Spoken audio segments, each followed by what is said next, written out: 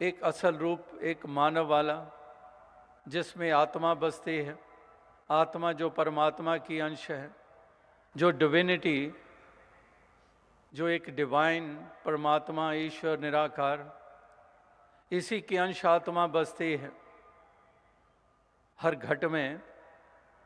तो उसको मुख्य रखना, उसको मूल रूप में उजागर करना अपने जीवन में, तब वास्तविकता में हमारे जीवन का महत्व बनता है और हम एक सही इंसान कहलाने के हकदार बनते हैं।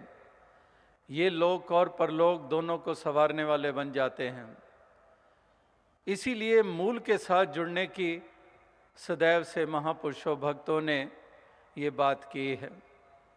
ये आत्मा कब से भटकी हुई, अपने मूल से आवागमन के बंधन में पड़ी हुई, अज्ञानता बरकरार रही।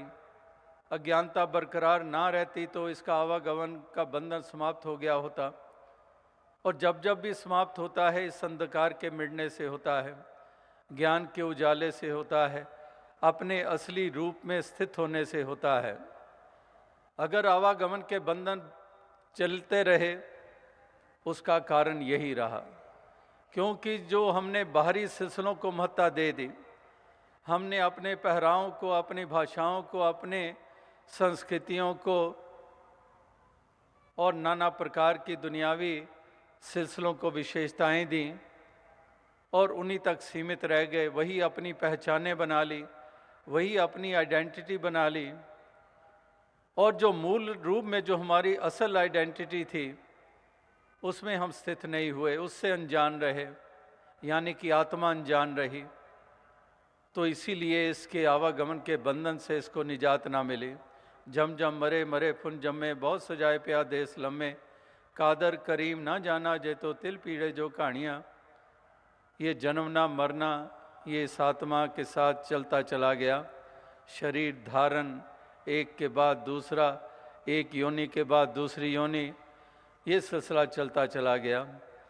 तो जहाँ पर ये आत्मा के लिए एक कष्ट का कारण ये अज्ञानता, वहाँ पर जैसे कहा कि इंसान के म्यार को नीचा गिराने के लिए भी यही अज्ञानता कारण हमेशा से बनी है। आज भी अगर ये इंसान का म्यार गिरा है, उसके पीछे यही अज्ञानता का अंधकार है। जिस अंधकार को ढो रहे हैं, जिस डार्कनेस में हम एक विचरण कर रहे हैं, जो आत्मा के साथ भी जुड़ा हुआ अंधकार, मन पे भी छाया हुआ ये अंधकार, इसी अंधकार ने भ्रम पैदा किए और भ्रमों ने हमें किस कदर बांध दिया, ऐसी स्थिति में ला खड़ा किया कि हम उन ऊंचाइयों को ना छू पाए।